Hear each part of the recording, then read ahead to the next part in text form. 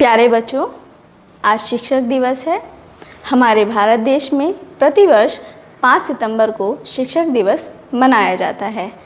इस दिन हमारे भारत के प्रथम उपराष्ट्रपति एवं द्वितीय राष्ट्रपति डॉक्टर सर्वपल्ली राधाकृष्णन का जन्म दिवस हम मनाते हैं, जो कि एक महान विद्वान एवं आदर्श शिक्षक भी थे।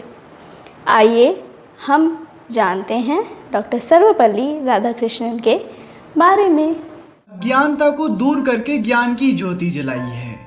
गुरु के चरणों में रहकर हमने शिक्षा पाई है। गलत राह पर भटके जब हम, तो गुरु ने ही राह दिखाई है। हर साल 5 सितंबर को भारत में शिक्षक दिवस मनाया जाता है। ये दिन है जब आप उन लोगों के लिए अपना प्यार और सम्मान दर्शाते हैं जिनसे आपको कुछ खास सीखने को मिला है।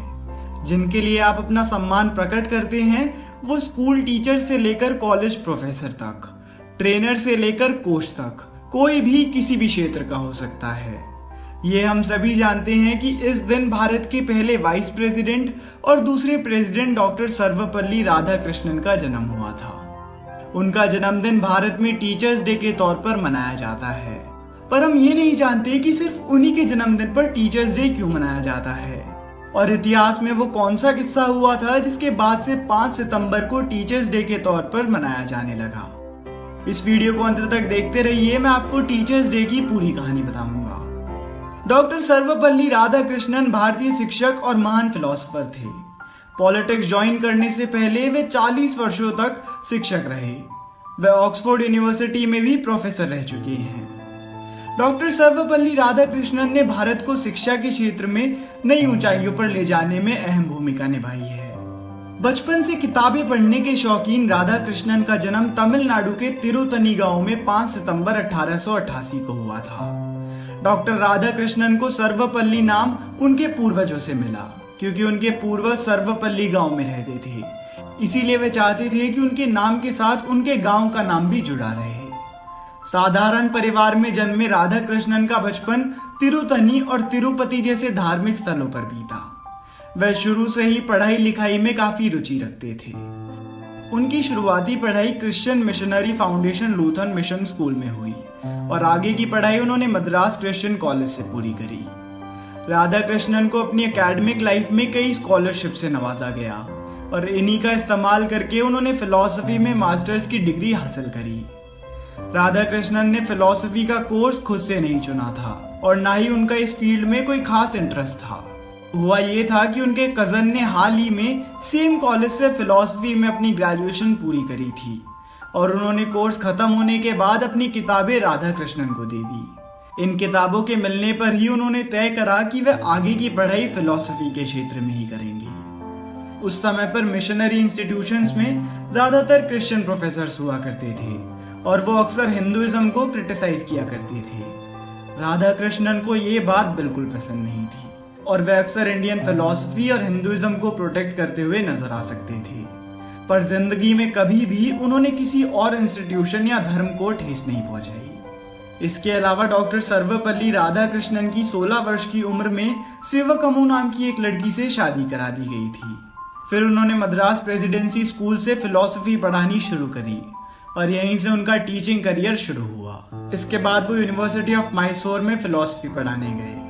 साथ ही में इस वक्त जो आर्टिकल्स वे लिखते थे वे इंटरनेशनली पढ़े जाते थे और दिन पर दिन वे फिलॉसफी के क्षेत्र में कुछ बड़ा कर रहे थे। इसके बाद उन्होंने 2 किताबें लिखी, जिनमें से एक किताब का नाम था the philosophy of Rabindranath Tagore. ये किताब पूर्ण रूप से भारतीय स्पिरिट को दर्शाती है।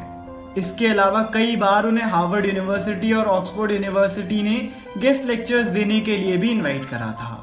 डॉक्टर राधाकृष्णन पूरी दुनिया को ही एक विद्यालय के रूप में देखते थे। उनका मानना था कि पढ़ाई के द्वारा ही इंसान के दिमाग का सही प्रयोग किया जा सकता है।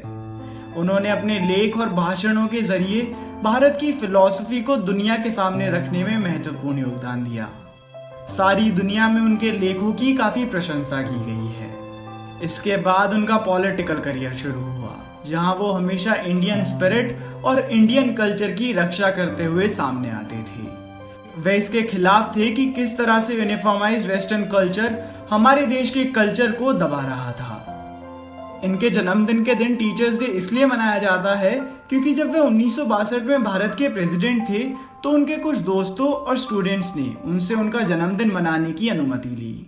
इस पर उन्होंने कहा कि मेरे जन्मदिन के दिन जश्न सिर्फ मेरे लिए नहीं होना चाहिए बल्कि सभी टीचर्स के लिए होगा तो मुझे बहुत गर्व महसूस होगा।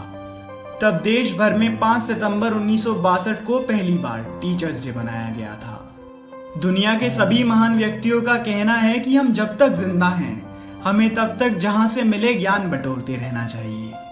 इस बात को एक महान फिलोसोफर ने इस तरह समझाया, एक बार एक पढ़ा लिखा इंसान और एक अनपढ़ इंसान एक साथ बैठे हुए थे और उनके सामने टेबल पर एक किताब रखी हुई थी। इस पर उन्होंने बताया कि अगर वो पढ़ा लिखा व्यक्ति भी उस किताब को नहीं पढ़ेगा तो उसमें और जो नहीं पढ़ सकता उसमें क्या फर्क रह जाएगा।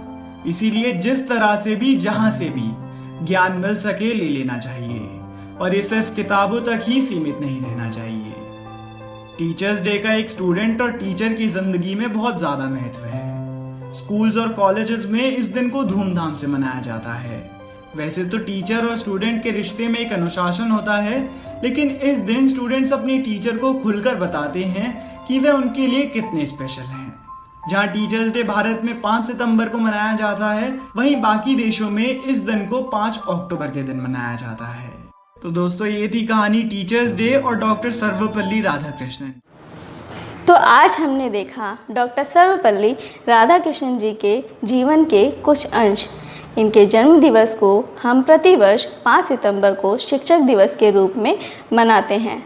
इस दिन विद्यालयों में भिन्न भिन्न प्रकार की प्रतियोगिताओं एवं कार्यक्रमों का आयोजन किया जाता है। विद्यार्थी अपने शिक्षक को भिन्न भिन्न प्रकार से शिक्षक दिवस की बधाई देते हैं। जैसा कि हम सभी जानते हैं, कोविड-19 के समय में आप सभी अपने शिक्षकों से नहीं मिल पा रहे हैं, लेकिन आप अपने प्रिय शिक्षकों को कॉल, मैसेज अथवा कार्ड बनाकर उसकी पिक्चर्स क्लिक करके आप अपने शिक्षकों को भेज सकते हैं और शिक्षक दिवस की बधाइयाँ दे सकते हैं। धन्यवाद।